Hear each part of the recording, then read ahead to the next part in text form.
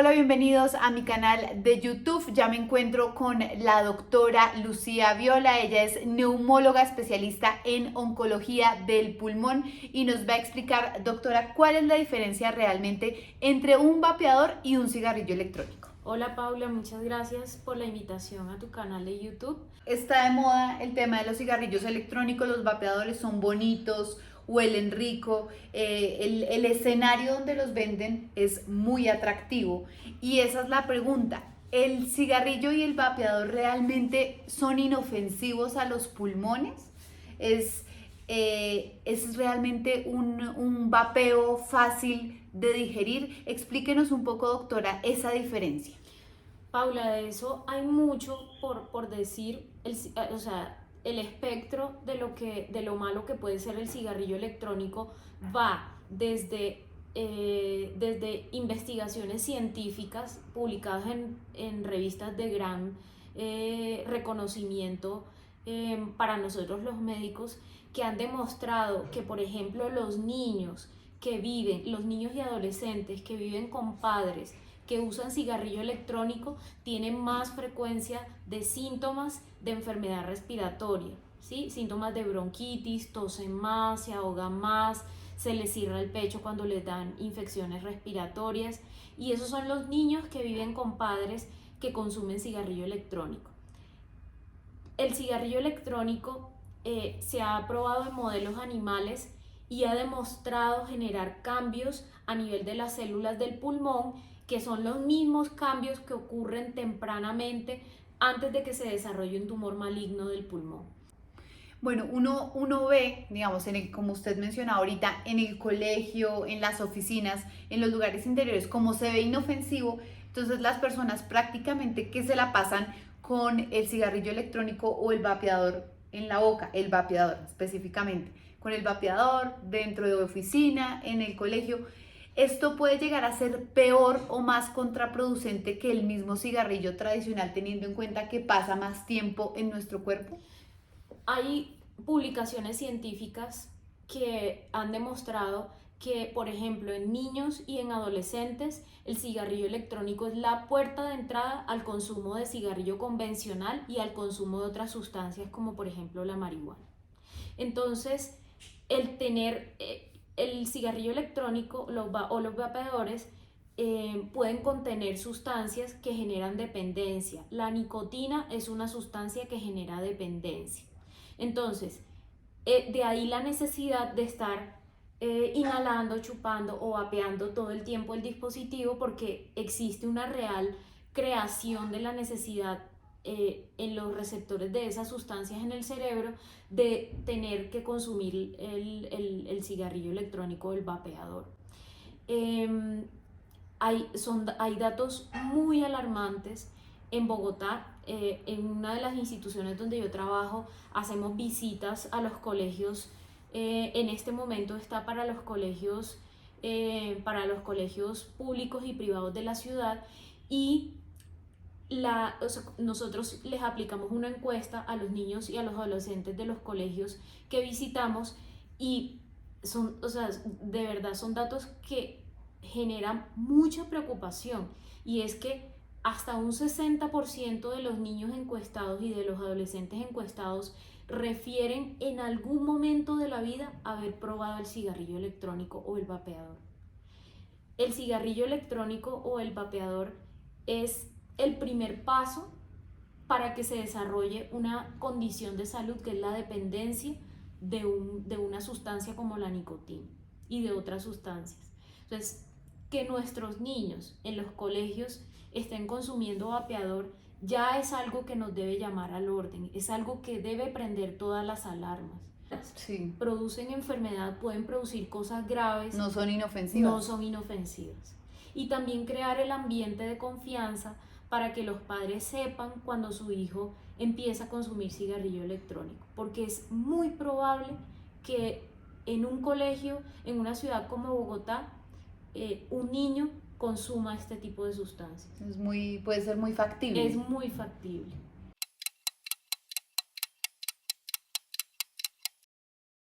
Y usted que diariamente está en consulta, está revisando los pulmones de los colombianos y demás, ha visto que este tipo de prácticas y hábitos de cigarrillos electrónicos y vapeadores sí está generando algún tipo de afectación? Usted es experta en el tema de oncología. Cuéntenos qué ha logrado ver.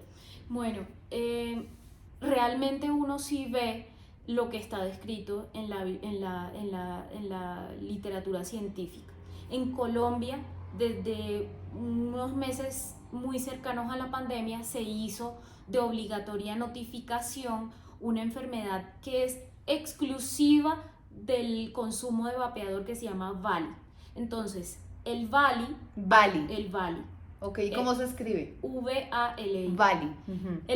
Es una enfermedad que hay que notificar. Hay una ficha de notificación del Ministerio de Salud con la que debemos informar cuando, por ejemplo, un paciente llega a un servicio de urgencias o a un servicio de hospitalización con el cuadro clínico típico del VALI. ¿Y cómo es ese cuadro clínico? El cuadro clínico típico es una persona que tiene una sensación de ahogo que es, que es insoportable. No toleran acostarse, tosen todo el tiempo, les puede doler el pecho, se puede bajar la oximetría, y lo que vemos en las imágenes del pulmón es un gran compromiso del pulmón por una imagen típica que se llama vidrio esmerilado, que es una mancha blanca que ocupa la totalidad de los dos pulmones, a veces afectando algunas zonas más que otras.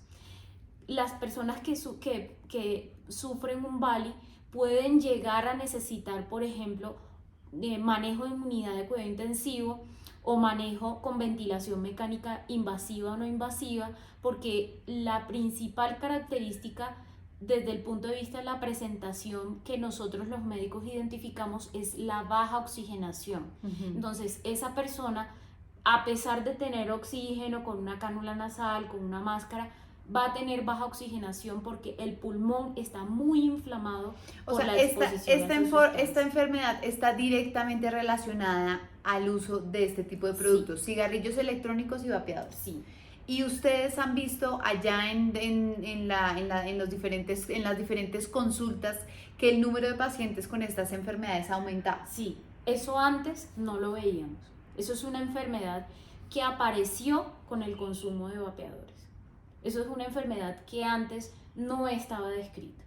Eso es una enfermedad derivada del consumo de este tipo de dispositivos. Y en el caso más extremo, ya ahorita usted nos mencionaba que el paciente puede que requiera un respirador mecánico. ¿Cuál sería, digamos, el escenario menos favorable para un paciente que presente esta enfermedad? ¿En qué situación extrema puede llegar? Pues en Estados Unidos hay descripción de casos que han terminado en trasplante pulmonar. El trasplante pulmonar es la última opción para una persona que tiene un daño pulmonar tan grave y que es irreversible, y que a pesar del tratamiento médico que se le haya instaurado, no se mejora el pulmón de esa inflamación. Entonces, esa enfermedad es tan grave que puede llegar a producir una inflamación pulmonar tan importante que lleve a la pérdida definitiva de la capacidad del pulmón para funcionar normalmente, y ese pulmón necesite ser cambiado. Entonces, volvamos a detallar cuáles son esos síntomas de la enfermedad de VALI, pues para que todos nuestros oyentes, toda la gente que nos está viendo, identifique si de pronto algún familiar, algún hijo pueda llegar a estar presentando alguno de los síntomas, si constantemente está adquiriendo este hábito de fumar vapeador o cigarrillo electrónico. Bueno, el ahogo o la sensación de que le falta el aire sin necesidad de, por ejemplo, hacer nada de actividad física. Ahí quieto y empieza usted a... La tos, que en la mayoría de los casos es tos seca. Pero seca. También puede haber tos con expectoración. 2. Fiebre también es un síntoma que pueden presentar, sobre todo en esa etapa muy aguda de inflamación importante del pulmón. La baja oximetría, en la pandemia se volvió de uso frecuente el oxímetro. Entonces, todos esos síntomas sumados a ¿Y qué es una baja oximetría? ¿Qué número debe salir cuando nos ponemos el oxímetro? En Bogotá, la oximetría se considera anormal cuando baja por debajo de 90%. No, doctora, entonces, ¿usted recomienda o no recomienda el uso de esos productos y por qué? ¿Sí o no, por qué? No, no es una práctica que está de moda, cada vez lo vemos más frecuentemente en uso en los jóvenes, en las personas también, en los adultos, en las personas de mayor edad, pero no hay forma de que De respaldarlo. de respaldar el consumo de una sustancia que día a día nos muestra que produce enfermedad, que produce dependencia de nicotina, que puede llevar a la muerte a un paciente, que puede llevar a un paciente a un daño pulmonar tan importante que termine requiriendo un trasplante de pulmón, ventilación mecánica, unidad de cuidado intensivo, medicamentos que se usan para aliviar la inflamación pulmonar. O sea, es imposible que una persona que, siendo médico, que tenga su conocimiento científico, su conocimiento basado en el método científico, en el reconocimiento de la evidencia publicada, que recomiende el uso del cigarrillo electrónico. Es algo que no recomiendo. Bueno, doctora, y ya para finalizar, ¿por qué es tan difícil que los doctores, ahora que usted menciona eso, sean contundentes al decir que esto hace daño? ¿Por qué ha sido tan complicado? ¿Por qué no se habla con la verdad, sino dicen, no, estamos viendo los estudios? No sé si es que sea porque hay un lobby muy fuerte. ¿Qué es lo que está pasando con el cigarrillo? ¿Por qué va ahí como tan suavecito, como que no pasa nada? Pues sin duda, Paula, primero hay un lobby muy fuerte, ¿sí? Hay una presión de la industria del tabaco para evitar la difusión de la realidad sobre este tipo de productos. Segundo, porque hay algunas publicaciones científicas que, con bastante duda sobre el método con el que se evaluaron, se publicaron, respaldan o no desaconsejan, es lo más correcto, es más correcto decirlo así, o es correcto decirlo así, o no desaconsejan el no uso de ese tipo de dispositivos.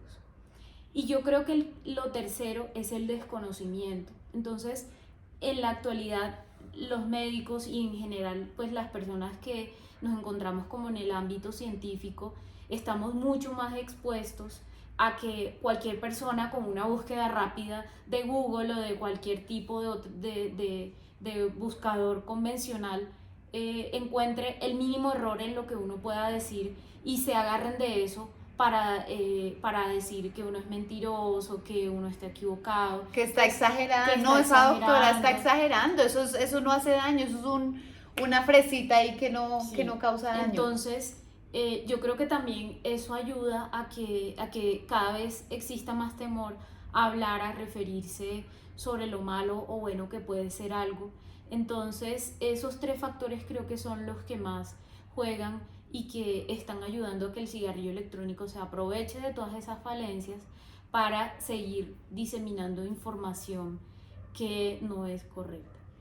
Bueno, pues doctora Lucía Viola, ella es neumóloga, especialista en la oncología del pulmón. Gracias por haber estado en mi canal y la seguiremos invitando porque hay muchos temas que hablar sobre el pulmón. Muchas gracias, Paula, por la invitación y pues te deseo lo mejor en tu nuevo canal de YouTube y sé que va a ser supremamente exitoso como todo lo que has iniciado. Bueno, entonces si les gustó este tipo de contenido, por favor suscríbanse y ya nos veremos con otros temas.